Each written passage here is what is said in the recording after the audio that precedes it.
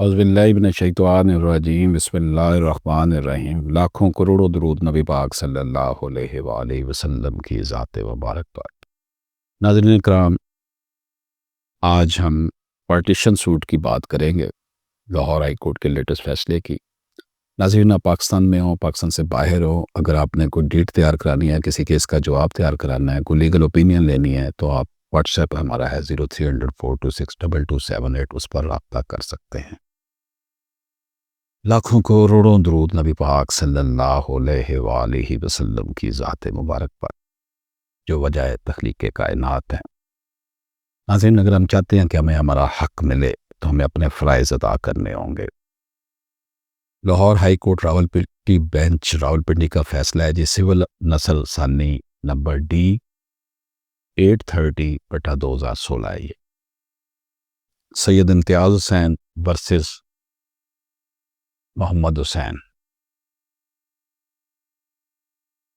Honourable justice Mirza وقاص رؤف صاحب نے اس case کا فیصلہ کیا۔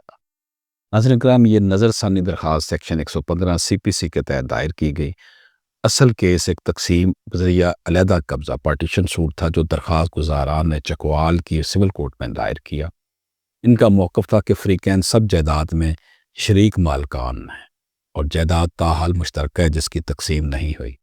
فریقین کی باہمی رضامندی سے مقدمہ ابتدائی طور پر 11 فروری 2010 کو ڈگری ہوا کہ جائیداد کی تقسیم اس طرح کی جائے گی کہ ہر ایک کا موجودہ قبضہ برقرار رہے۔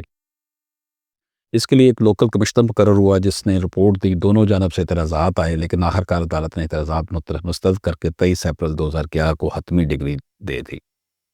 اس فیصلے کے خلاف مدعا علیحان محمد حسین وغیرہ نے اپیل دائر کی، جسے ایڈیشنل ڈسٹرکٹ جج چکوال نے 20 جون 2016 کو منظور کیا۔ اسی کے خلاف یہ نظر ثانی درخواست دائر کی گئی ہے۔ درخواست گزاروں کا موقف کیا ہے جی؟ اپیل حتمی ڈگری کے خلاف ہونی چاہیے تھی، لیکن اپیل صرف فیصلے ججمنٹ کے خلاف دائر کی گئی۔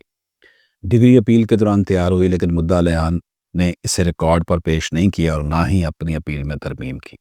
اپیل ناقابل سماعت تھی اور ایڈیشنل ڈسٹرکٹ جج نے غیر قانونی طور پر منظور کی۔ انہوں نے مختلف عدالتی فیصلوں کا بھی حوالہ دیا۔ مدعا علیحان کا موقف کیا تھا جی؟ ڈگری اصل میں ٹرائل کورٹ نے تیار ہی نہیں کی تھی، اس لیے اپیل کے وقت منسلک کرنا ممکن نہیں تھا۔ ایپیلیٹ کورٹ کے حکم پر بعد میں ڈگری تیار ہوئی اور ریکارڈ کا حصہ بنا دی گئی۔ ایپیلیٹ کورٹ کو اختیار حاصل تھا کہ وہ انصاف کے تقاضے پورے کرنے کے لیے ریلیف میں ترمیم کرے۔ کوئی فریق عدالت کی کوتاہی کی سزا نہیں بھگت سکتا۔ اپنے دلائل کی تائید میں انہوں نے سپریم کورٹ اور ہائی کورٹ کے فیصلوں کا حوالہ دیا۔ عدالت کے مشاہدات کیا تھے جی؟ قانونی اصول: اپیل صرف ڈگری کے خلاف دائر ہو سکتی ہے، محض فیصلے کے خلاف نہیں۔ CPC کے مطابق اپیل کے ساتھ ڈگری منسلک کرنا لازمی ہے۔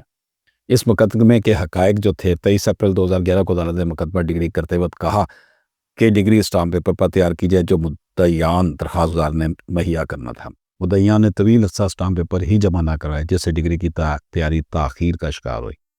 بالآخر 9 فروری 2015 کو درخواست دی گئی اور 14 فروری 2015 کو اجازت ملی، لیکن ڈگری پھر بھی تیار نہ ہوئی۔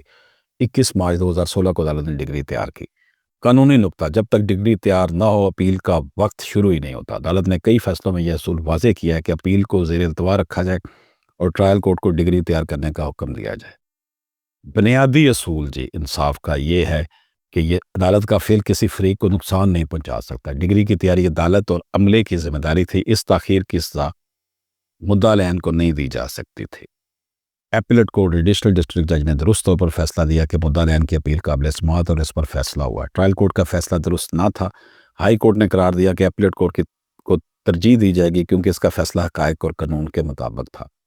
نظر ثانی درخواست سول رویہ نمبر 830D/2016 مسترد کر دی گئی اور کوئی فریق اور یہ خرچ کا پابند نہیں ہوگا۔ ناظرین کرام، یہ مقدمہ جائیداد کی تقسیم کا تھا۔ فریقین نے رضامندی سے مقدمہ جیت لیا تھا، لیکن ڈگری کے اسٹامپ پیپر نہ دینے کی وجہ سے ڈگری کئی سال تک تیار نہ ہو سکی۔ مدعا علیحان نے فیصلے کے خلاف اپیل کر دی۔ درخواست داروں کا کہنا تھا کہ ڈگری کے بغیر اپیل نہیں ہو سکتی۔ عدالت نے کہا چونکہ ڈگری کا تیار نہ ہونا خود عدالت اور مدعیان کی کوتاہی تھی، اس لیے مدعا علیحان کو نقصان نہیں پہنچایا جا سکتا۔ ایپیلیٹ کورٹ نے درست فیصلہ دیا اور ہائی کورٹ نے بھی ایپیلیٹ کورٹ کے فیصلے کو برقرار رکھا۔ درخواست گزاروں کی نظر ثانی خارج کر دی گئی۔ اللہ حافظ۔